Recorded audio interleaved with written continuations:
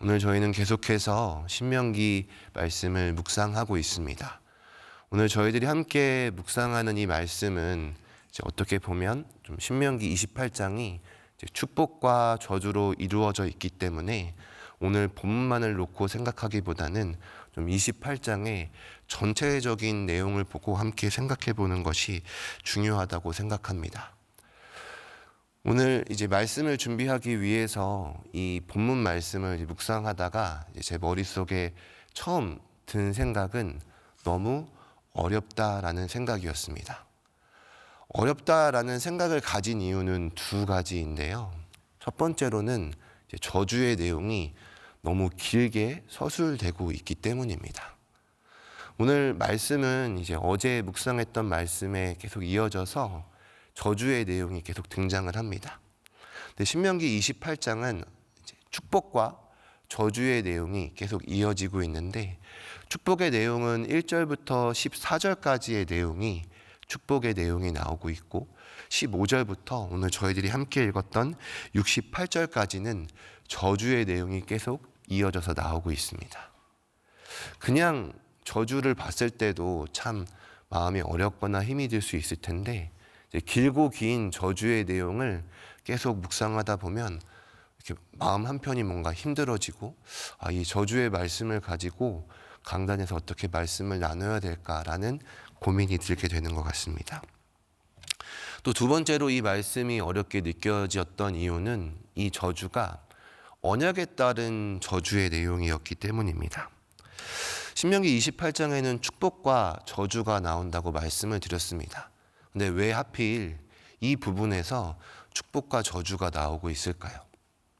그냥 말씀을 읽다 보면 축복이 나오고 있구나, 저주가 나오고 있구나 라고 생각을 할 수 있겠지만, 오늘 이 신명기 28장에서 축복과 저주가 나오고 있는 가장 큰 이유는 바로 고대 근동에서 언약을 맺는 언약의 그 형태 가운데, 언약의 패턴 가운데 먼저는 언약이 등장을 하게 되고, 이 언약 이후에 축복과 저주가 등장하게 되면서 이 언약을 지키는 자에게는 이러한 상이 주어진다, 이 언약을 지키지 않는 자에게는 이런 저주가 주어진다라고 나오고 있는 언약의 패턴을 따르고 있기 때문입니다.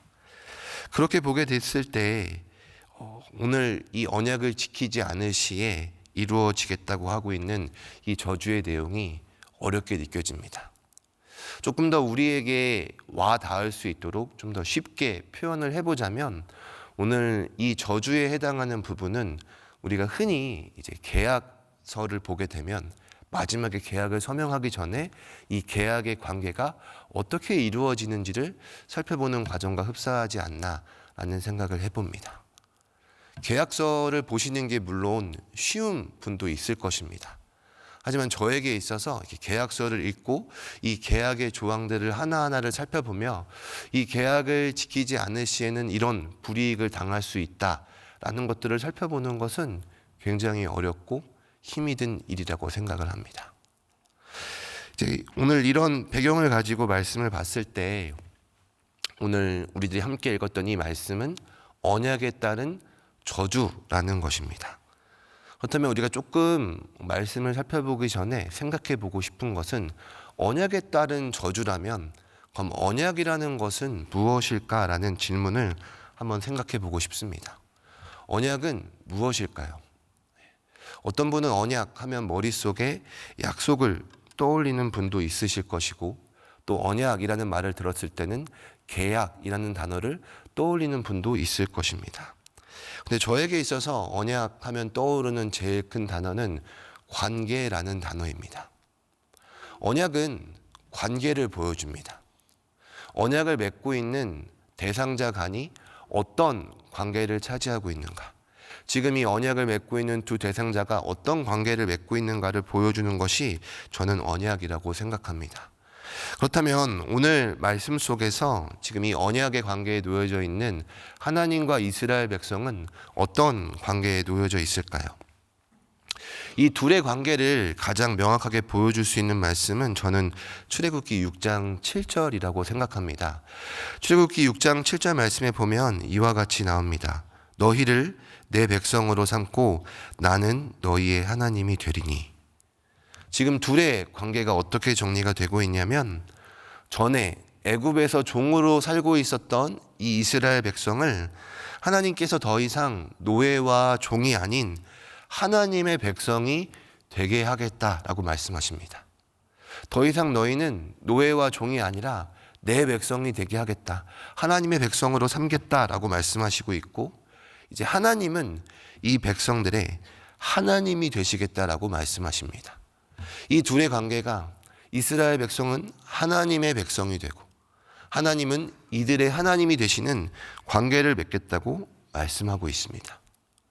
오늘 언약에 따른 이 저주의 말씀을 바라볼 때 저희가 이 관계를 기억하면서 오늘 말씀을 한번 살펴봤으면 좋겠습니다. 이스라엘 백성들은 하나님의 백성이 되고 하나님은 이들의 하나님이 되시겠다라고 말씀하십니다. 즉, 이 저주 가운데 사실 우리는 이 축복과 저주의 말씀을 읽어가면서 마치 이 축복과 저주가 우리가 이렇게 행동을 하면 하나님께 이런 상을 받게 될 것이고, 하나님께 이런 잘못된 행동을 하게 되면 벌을 받게 될 것이라는 구조의 모습으로 이해할 수 있겠지만, 이 축복과 저주가 언약에 따른 축복과 저주라는 관점을 놓고 생각을 해보게 된다면 이것은 철저하게 우리의 중심적으로 이루어지는 축복과 저주가 아닌, 사람이 중심적으로 이루어지는 축복과 저주가 아닌 이 언약의 관계에서 참된 주권자가 되시는 하나님으로부터 주어지는 축복, 하나님으로부터 주어지는 저주라는 것을 우리는 말씀을 통해 살펴볼 수 있습니다. 하나님께서는 복을 주실 수도 있는 분이시고 하나님께서는 벌을 내리실 수 있는 분이시라는 사실입니다. 이 축복과 저주가 모두 하나님으로부터 출발하고 있다는 것을 우리는 기억해야 합니다. 하지만 하나님께서 이 축복과 저주의 주권자가 되고 있다는 사실을 기억함에도 불구하고 오늘의 말씀은 사실 우리의 마음을 무겁게 만들고 있습니다. 오늘의 말씀을 묵상해 보면서, 오늘의 말씀을 바라보면서 우리의 마음이 무거워질 수 있는 저는 첫 번째 이유는 좀 우리가 알고 있는 하나님의 이미지와 오늘 말씀 속에서 나타나고 있는 하나님의 모습이 사뭇 다르다고 느껴지기 때문입니다. 사랑하는 성도님들께서는 말씀을 보실 때 어떤 하나님의 모습을 많이 경험하십니까? 어떤 하나님의 모습을 많이 느끼십니까? 우리는 말씀을 묵상하면서 하나님에 대해서 갖는 이미지와 하나님에 대해서 갖는 모습은 하나님은 사랑이시다, 하나님은 은혜로우시다라는 모습들을 많이 만나게 됩니다. 그리고 저는 개인적으로 이제 구약 말씀을 읽으면서 하나님은 정말 신실하시구나, 하나님은 변함이 없는 분이시구나라는 것을 많이 묵상하게 됩니다. 하지만 오늘 말씀에 보게 되면 이 하나님의 신실하심이 의심이 되고 있는 모습이 등장합니다. 우리 함께 오늘 읽었던 62절의 말씀을 한 번 더 같이 읽어보도록 하겠습니다. 함께 같이 읽겠습니다. 시작. 너희가 하늘의 별같이 많을지라도 내 하나님 여호와의 말씀을 청종하지 아니하므로 남는 자가 얼마 되지 못할 것이라. 오늘 이 62절의 말씀을 읽으실 때 좀 머릿속에 떠오르는 인물이 누구이십니까? 저는 아브라함이 떠오릅니다. 왜냐하면 하나님께서 이 아브라함에게 하늘의 별들을 통해 약속을 허락해 주셨기 때문입니다. 하나님의 약속을 믿지 못하고 의심하고 있었던 아브라함에게 하나님은 그를 밤하늘의 별들을 바라보게 하십니다. 밤하늘에 떠 있는 수많은 별들을 바라보게 하신 후에 아브라함에게 다시 한번 재약속을 주십니다. 이 밤하늘의 별들처럼 내 자손이 많아질 것이다. 그리고 하나님은 이 아브라함에게 주신 약속을 이루셨습니다.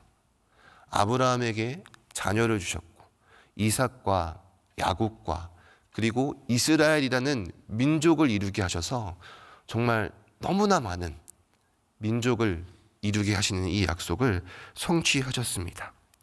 그런데 하나님께서 말씀하십니다. 분명 아브라함에게 밤하늘의 별들처럼, 이 수많은 별들처럼 내 자손이 많아질 것이다 라고 말씀하시지만 오늘 62절 말씀해 보게 되면 너희가 하늘의 별같이 많을지라도 내 하나님 여호와의 말씀을 청종하지 아니함으로 남는 자가 얼마 되지 못할 것이라. 하나님께서 이루신 약속인데 너희들이 이 말씀을 청종하지 아니했기 때문에 이제는 남는 자가 얼마 되지 못할 것이다 라고 말씀하십니다. 아브라함이 자손을 약속받았고 또 하나님께 약속을 받았던 부분이 있었습니다. 바로 땅이었죠. 그런데 오늘 63절에는 또 하나님께서 이렇게 말씀하십니다. 여호와께서 너희에게 선을 행하시고 너희를 번성하게 하시기를 기뻐하시던 것 같이 이제는 여호와께서 너희를 망하게 하시며 멸하시기를 기뻐하시리니 너희가 들어갈 차지할 땅에서 뽑힐 것이요.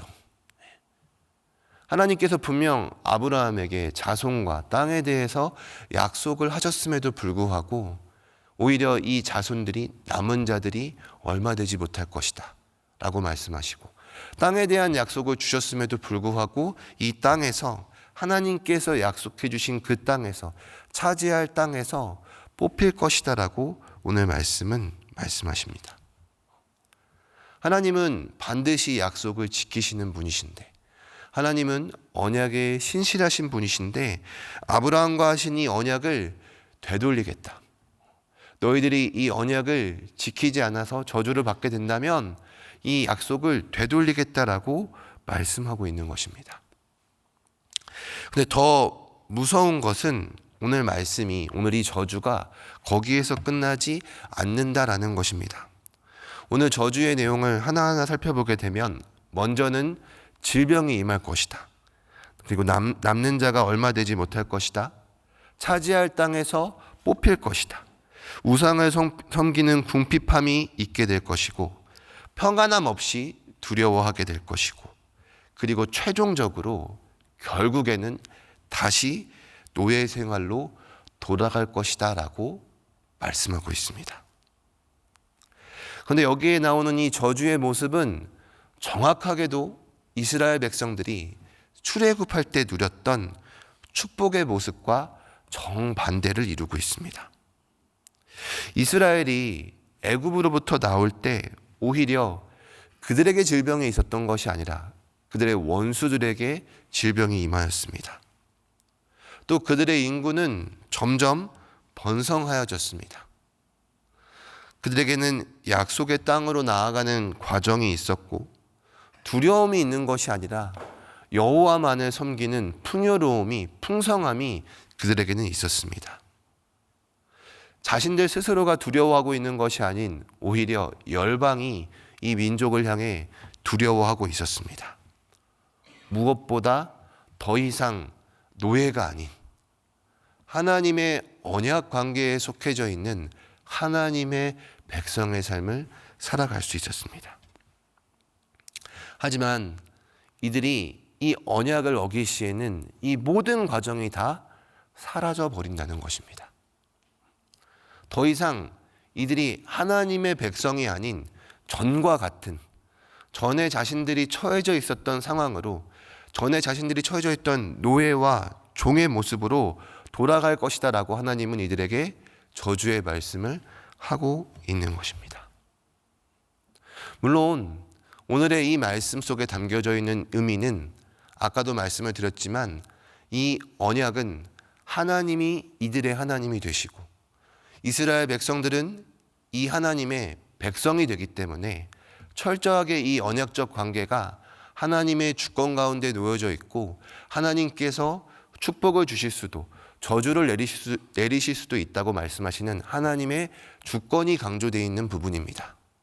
그리고 저주가 이토록 길게 서술되고 있는 이유는 너희들이 이 저주의 관계에 들어가는 것이 아니라 참된 하나님과의 관계 속에서 풍성함을 누릴 수 있는 하나님의 축복의 관계에 거하라는 말씀일 것입니다. 하지만 그럼에도 불구하고 오늘 말씀 속에서 나오고 있는 이 저주의 내용이 마음 한편을 무겁게 만듭니다. 전과 같은 상태로 돌아갈 수 있다는 두려움이 이 속에는 담겨져 있기 때문이라고 생각합니다. 그리고 우리가 잘 알다시피 구약의 말씀에 보게 되면 이 저주가 이스라엘 백성들에게 임하는 것을 살펴볼 수 있습니다. 이 구약에 담겨져 있는 이스라엘 백성의 역사 속에서 이들은 결국에는 질병을 당하게 되고, 그들은 남은 자가 없게 되고, 그 땅에서 뽑히게 되고, 오히려 많은 열방들에 의해서 두려움에 처하게 되고 전과 같이 노예로 끌려가는 모습을 우리는 말씀을 통해서 바라볼 수 있습니다. 그리고 이 말씀을 묵상하다 보면 결국에는 한 가지의 질문을 떠올리게 됩니다. 그렇다면 이 언약에 따른 저주 앞에서 오늘 나는 어떤 모습인가? 이 언약에 따르는 이 저주 앞에서, 이 무시무시한 저주 앞에서 우리의 모습은 어떨까라는 생각을 해보게 됩니다. 이스라엘 백성들만 이 언약적 관계를 깨트려 버렸을까요? 오늘 이 말씀에 비추어서 저의 모습을 살펴보았을 때 저는 그렇지 않다라고 생각합니다. 이 강단 앞에서 말씀을 전하고 있는 저조차도 하나님과의 매일매일의 삶 속에서 날마다 이 언약을 놓치고 언약을 저버리고 하나님보다는 내 삶 속에 있는 크고 작은 우상들을 만들고 그 우상을 붙잡고 섬기려고 하는 것이 저의 모습임을 고백할 수밖에 없습니다. 이스라엘 백성은 하나님 앞에서 이 언약을 지키지 못해서 언약적 저주를 받습니다. 그런데 오늘을 살아가는 우리는 어떻습니까? 우리에게도 이 언약에 따른 저주가 있습니까? 결론적으로 말씀드리자면 우리에게는 그 저주가 없습니다. 왜 오늘 우리에게는 이 저주가 없습니까? 분명 이스라엘 백성들에게 이 언약에 따른 저주가 선포되었고 이들이 이 언약을 지키지 못했을 때, 하나님의 명령에 따르지 못했을 때, 순종하지 못했을 때 이 언약에 따른 저주가 이들의 삶 속 가운데 임하였는데 왜 오늘을 살아가는 우리에게는 이 언약에 따른 저주가 임하지 않을까요? 왜냐하면 우리에게는 나무에 달려 죽으신, 우리의 모든 저주를 담당하여 죽으신 예수 그리스도가 계시기 때문입니다. 골고다 언덕에서 내가 받아야 될 그 모든 저주의 대가를 치르시고 죽으신 예수 그리스도가 계시기 때문에, 나의 모든 저주를 감당하셔서 죽으신 예수 그리스도가 계시기 때문에 더 이상 이 저주는 우리 앞에 아무런 효력을 끼치지 못합니다. 더 이상 우리는 전으로 돌아갈 수 없습니다. 오늘 이 저주의 내용에 따르면 이스라엘 백성은 원래 노예였고 원래 종이었지만 하나님과의 언약적 관계에서 하나님의 백성이 되었습니다. 하지만 이 언약을 지키지 못할 시에는 언약에 따른 저주에 의해서 다시 그들의 인생은 노예로 바뀌었고 종으로 바뀌었습니다. 하지만 우리는 되돌아갈 수 없습니다. 돌려지지 않습니다. 왜냐하면 예수 그리스도께서 나를 대신하여 이 모든 저주를 감당하셨기 때문입니다. 더 이상 돌아갈 수 없는 우리의 삶 속에 오늘 이 저주의 말씀이 들려주고 있는 핵심적인 메시지는 다음과 같습니다. 더 이상 우리는 전과 같이 돌아갈 수 없기 때문에 예수 그리스도를 통해서 이제는 전으로 돌아갈 수 없는 존재이기 때문에 이제는 내가 처해져 있는 저주로 돌아갈 수 없는 하나님 앞에서 자유로운 자의 모습으로 우리의 삶을 살아가라는 것입니다. 하나님의 약속의 말씀은 우리에게 이렇게 말씀하십니다. 이제로부터 너희를 종이라 하지 아니하리니 종은 주인이 하는 것을 알지 못함이라. 너희를 친구라 하였노니 내가 내 아버지께 들은 것을 다 너희에게 알게 하였습니다. 더 이상 우리는 종이 아닙니다. 그 상태로 돌아갈 수 없습니다. 오히려 예수 그리스도께서는 주인이 하는 것을 알지 못하는 종이 아닌 오히려 아버지께서 하신 것을 알 수 있는 우리를 친구로 삼아 주셨습니다. 그렇다면 우리의 이 매일매일의 삶 속에 오늘 이 저주의 말씀을 기억하며 우리는 예전으로 돌아갈 수 없는 우리의 모습을 기억해야 합니다. 나를 친구로 삼아주신 이 놀라운 예수 그리스도의 은혜를 기억하고 날마다 우리의 삶 속에 은혜 입은 자의 삶의 모습으로 이제는 더 이상 노예로 종으로 돌아갈 수 없는 나의 삶의 모습을 기억하며 이제는 친구로 삼아주신 하늘 가족 삼아주신 나의 모습을 기억하며 일상 가운데 오늘 그 은혜에 하나님 앞에 순종함으로 나아갈 수 있는 우리의 모습이 되어야 할 것입니다.